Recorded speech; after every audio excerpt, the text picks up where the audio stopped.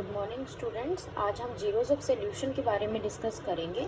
सो consider second order equation. Second order equation consider करते हैं x double dash which is equal to f of t comma x dash.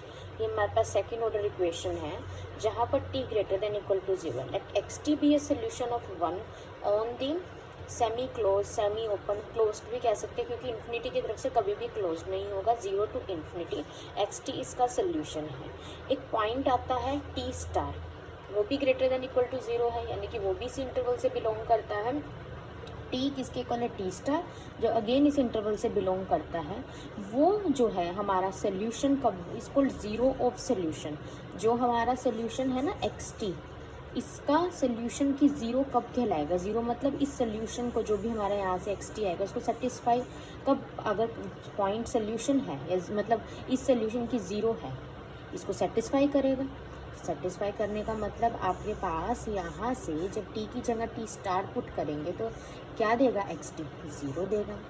So next, non oscillatory differential equation.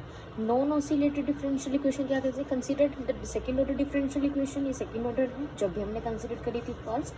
This differential equation is said to be non oscillatory if for every solution x t there exist t naught greater than 0 such that xt does not have any 0 in the closed interval t naught to infinity. आप close लिखो या t naught to semi close, semi open लिखो, कोई फ़र्क नहीं पड़ता। इस तरफ से क्लोज्ड ओपन दिखाने पर कोई फ़र्क नहीं पड़ता।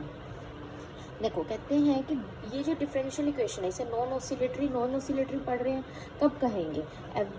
For every solution x T, मतलब हर सोल्यूशन, हर इसके सोल्यूशन एक्स टी के लिए एक टी नोट आए जो कि 0 से बड़ा हो, सच दैट एक टी नोट एक ऐसा मेंबर आए 0 से बड़ा, सच that x T does not have a 0 इन।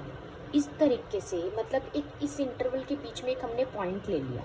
देखिए ना, अभी इंटरवल ये था, अब हम कहते हैं 0 से बड़ा एक ऐसा टी, एटलीस्ट एक टी तो मिले सच दैट वो 0 ना हो। अब देखो हमें एक टी स्टार मिला, इस इंटरवल से मिला, सच दैट वैल्यू 0 कर दी। अब हमें क्या चाहिए? वो 0 ना हो, नॉन 0 हो। If the differential equation 1 is non oscillatory, if the differential equation does not satisfy this condition then it will be oscillatory. अब आपके पास क्या है? बेसिकली आपके पास एक टी नोट आए जो कि ग्रेटर देन 0 हो, एक एटलीस्ट ऐसी वैल्यू है such that x of t naught is not equal to 0। Then जैसे इसमें इक्वल टू 0 हो गया था, नॉट इक्वल टू 0 है तो non oscillatory, otherwise it is oscillatory, otherwise oscillatory होगा। सो फॉर एन एग्जांपल आप देखो, कंसिडर करते हैं differential equation, second order differential equation. आप सभी को मैंने पहले भी बताया था कि सेकंड ऑर्डर को ऑक्सिलरी कैसे बनती है, डी की फॉर्म में। ये डबल डेरिवेटिव है, डी स्क्वायर आएगा। यहाँ से आप ना इसको कैसे लिख सकते हैं? d2x एक्स डबल डैश है by d t square minus d x by d t is equal to 0। तो क्या बन गया?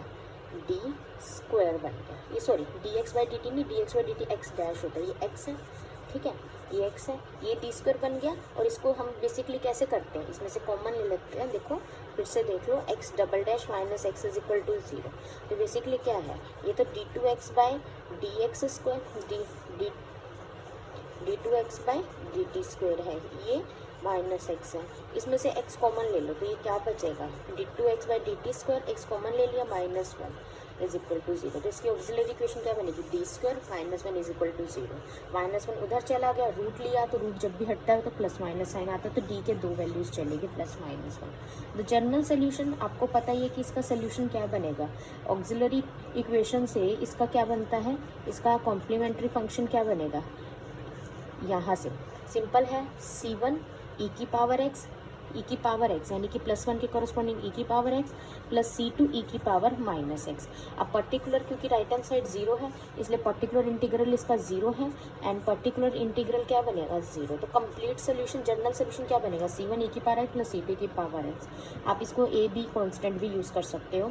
और अब हमारे पास, क्योंकि ये क्या चल रहा है आपके पास, अब आपके पास वेरिएबल t चल रहा है, क्योंकि x का तो डेरिवेटिव ले रहे हैं ना विद रिस्पेक्ट टू t, तो इंडिपेंडेंट वेरिएबल आता है। तो इंडिपेंडेंट वेरिएबल t चल रहा है, तो a e की power t plus b of e की power -t, where a and b are constant, wherever b constant है without any loss of generality, we suppose a and b both are non zero constant. दोनों को non zero मान सकते हैं।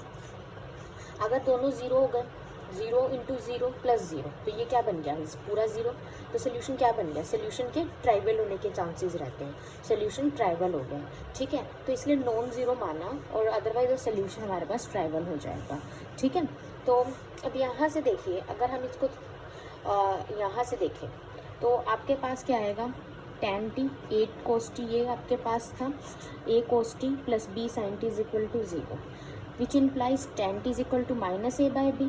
t कितना आ गया आपके पास, देखिए यहाँ से देखिए, taking inverse trigonometric function, tan inverse ले लिया दोनों साइड, तो यहाँ से tan inverse tan t is equal to tan inverse minus a by B, tan inverse into tan t बन गया which is equal to tan inverse minus a by B. तो यहाँ से क्या आ गई, अगर जनरल सोल्यूशन लिखेंगे तो ये n पाई के टर्म में आ जाएगा, जैसे हम जनरल सोल्यूशन लिख रहे हैं t is equal to n pi plus tan inverse minus a by B, जहाँ पर n हमारा कोई होल नंबर है 1 0 1 2 एंड सो ऑन। दस द सोल्यूशन xt, तो xt के पास इनफाइनाइट नंबर ऑफ जीरोज हो गए, xt के पास इनफाइनाइट, हम कहते हैं ना भी, यहाँ से देखा था हमने कि अगर xt के पास जीरोस मतलब कि वैल्यू ज़ीरो दे, ठीक है। तो अगर वैल्यूज़ इनफाइनाइट जीरोस आ गई हैं तो ऑसिलेटरी, हम कह रहे थे ना अगर हमें ज़ीरो मिल गया तो ऑसिलेटरी, नॉन ऑसिलेटरी पढ़ा था कि नॉन जीरो होनी चाहिए, हमें तो जीरोस मिल गए वो इनफाइनाइट। तो आपके पास जो xt है, ठीक है, उसके पास इनफाइनाइट जीरो होने की वजह से जो आपकी डिफरेंशियल इक्वेशन है ये ऑसिलेटरी है, तो इसका हम एक एग्जाम्पल कर रहे थे। सो नाउ क्लास, अब हम देखते हैं theorem, if f and g are two solution of differential equation. हमारे पास ये डिफरेंशियल इक्वेशन है p t u dash whole dash plus q t is equal to 0, बहुत बार हमने डिस्कस की हुई है।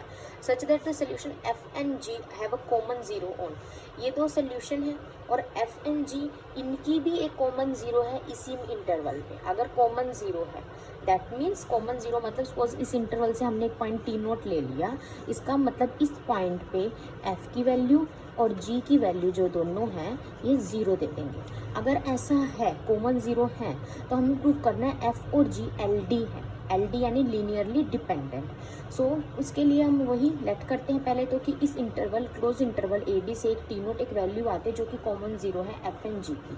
अगर ये कॉमन जीरो थे टर्म सेटिस्फाई होगी, जैसे अभी डिस्कस किया। एबल्स आइडेंटिटी पढ़ी थी, बहुत इंपॉर्टेंट है, उसमें हमने ये रिजल्ट किया था, तो एबल्स आइडेंटिटी से हमने ये रिजल्ट किया था p t Wronskian of t f g is equal to c, जहाँ पर सी कांस्टेंट था। रॉन्स्कियन की हमने वैल्यू भी पुट की थी, रॉन्स्कियन किसके इक्वल होता है, अगर एफ और जी का रॉन्स्कियन निकाल रहे हैं तो एफ पहले फर्स्ट फंक्शन, फिर इसका derivative g dash t minus second function, फिर इसका derivative c as it is t interval से आ रहा है हमारे पास, ए बी क्लोज इंटरवल चल रहा है। अब इन पर्टिकुलर टी टी नोट के equal t naught a B से आया है, तो यहाँ पर टी की जगह जहाँ जहाँ टी है टी नोट पुट कर दिया, क्योंकि अभी देखो हम ये लेके चले थे अगर टी नोट कॉमन जीरो है तो f of t naught f of g of t naught zero के इक्वल है, तो ये भी जीरो ये भी जीरो, डैट मीन्स ये पूरा जीरो, पूरा इंटरवल ये जीरो आ गया, ठीक है। जीरो से मल्टीप्लाई करेंगे तो पूरा जीरो, तो दैट मीन्स सी जीरो हो गया, इसका मतलब सी जीरो हो गया, इसे स्टार मान लो। तो फ्रॉम स्टार, स्टार से जो है हमारे पास सी जीरो हो गया, ठीक है। अब ये जो हमने वन इक्वेशन मानी है, सी की वैल्यू जीरो आ गई, यहाँ पर पुट कर दो वन इक्वेशन, तो क्या आ जाएगा p t Wronskian of f and g is equal to zero, यहाँ तक आ गया। तो अब दो की प्रोडक्ट जीरो है तो इसका मतलब एक जीरो होना चाहिए। अब पी टी जीरो नहीं हो सकता, नॉट इक्वल टू जीरो, यहाँ से देखिए अगर पी टी जीरो हो गया तो सेकंड ऑर्डर खत्म ही हो जाएगी, ठीक है। यहाँ पर यू डैश है, पूरा ये जीरो हो जाएगा ना, तो सेकंड ऑर्डर का मतलब भी नहीं रहा, ये तो क्यू टी यू ही रह जाएगा सिर्फ, इसलिए पी टी तो जीरो हो नहीं सकता। तो दो की प्रोडक्ट जीरो, एक को जीरो होना पड़ेगा, तो रॉन्स्कियन को जीरो होना पड़ेगा।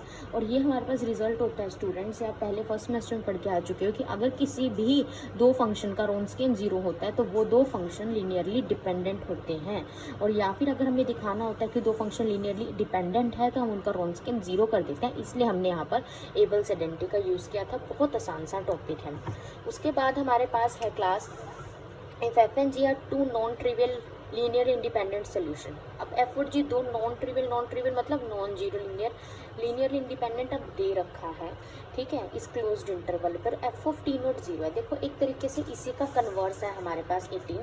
अब आपको इसमें दो सोल्यूशन दे रखे थे और ये कह रखा था कि इनके पास कॉमन जीरो है। एफ और जी को एल डी प्रूव किया, कैसे प्रूव किया, एबल्स आइडेंटिटी में रॉन्स्कियन को जीरो दिखा के। अब हमें एफ और जी दो नॉन ट्रिवियल सोल्यूशन दे रखे हैं और एल डी है, कैसे हैं, लीनियरली डिपेंडेंट दे रखे हैं, और एफ ऑफ टी नोट की वैल्यू तो जीरो, हमें जी ऑफ टी नोट भी पुट करना है। और टी नोट कहाँ से आया, for some t naught belong belongings to the closed interval A B. तो उसके लिए हमने यहाँ से क्या किया है, सिंस एफ और जी एल डी है, तो एल डी क्या कहता है कि देयर एग्जिस्ट ऐसे स्केलर एग्जिस्ट करेंगे जो सभी जीरो नहीं होंगे, सच दैट जब ये कॉम्बिनेशन जीरो हो तो इसमें सभी स्केलर जीरो ना हो, एटलीस्ट एक स्केलर एल डी के लिए नॉन जीरो और लीनियर इंडिपेंडेंट के लिए एल आई के लिए सभी जीरो हो। तो हो सकता है दो, अगर आपके पास कांस्टेंट है तो हो सकता है एक बारी C1 को जीरो ले लेते हैं, C2 नॉन जीरो, एक बारी C2 को जीरो ले लेते हैं, C1 नॉन जीरो, ठीक है, और एक बारी दोनों को ही नॉन जीरो ले लेते हैं। हो सकता है कि ये जीरो हो सकता है नेक्स्ट में ये जीरो हो सकता है, दोनों ही नॉन जीरो हो। तो एट अ टाइम एक आपके पास नॉन जीरो होना चाहिए, चाहे दोनों नॉन जीरो। तो इसलिए हमारे पास इस केस के लिए, इस थ्योरम के लिए 3 केस आपके पास एग्जिस्ट करते हैं। सो स्टार्टिंग में फर्स्ट केस लेके चलते हैं। If C1 is equal to 0 लेकिन C2 नॉन जीरो है, C2 नॉन जीरो है, विच इम्प्लाई, देखो यहाँ पर C1 जीरो हो गया फ्रॉम फर्स्ट, ये हमारे पास फर्स्ट से आई है।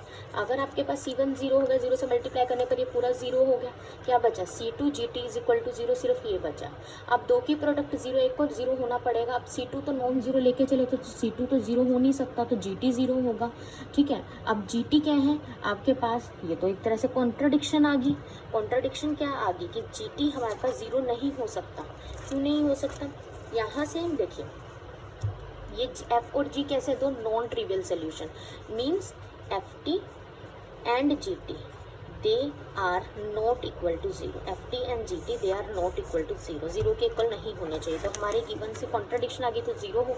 तो जो हमने पोजीशन करी थी क्या C1 0 C2 non zero wrong होगी, तो ये वाला केस पॉसिबल नहीं है। सिमिलरली हम ये सपोजिशन करेंगे कि नेक्स्ट में C1 नॉन जीरो है, C2 जीरो है, तो हम अगेन कॉन्ट्राडिक्शन पे जब C2 को जीरो कर देंगे पूरा जीरो आ गया, तो विच इम्प्लाई C1 FT किसके इक्वल आ गया, 0 के इक्वल आ गया। अब C1 जीरो हो नहीं सकता तो FT को जीरो होना पड़ेगा। FT जीरो होगा तो गिवन से कॉन्ट्राडिक्शन आ गई, क्योंकि FT और GT क्या है, non trivial solution. Non trivial solution मतलब नॉन जीरो सोल्यूशन, यहाँ से कॉन्ट्राडिक्शन आ गई। तो सिमिलरली हमारे पास ये केस भी पॉसिबल नहीं है। अब जब दोनों ही नॉन जीरो है, दोनों ही नॉन जीरो, तो हम कहते हैं कि T बिलोंग कर रहे हैं, तो एक T नोट आता है, इसे इंटरवल से आता है, यहाँ पर T नोट पुट कर देते हैं। आपको गिवन है एफ ऑफ T नोट क्या है, 0, तो ये पूरा जीरो हो गया, सिर्फ ये बच गया।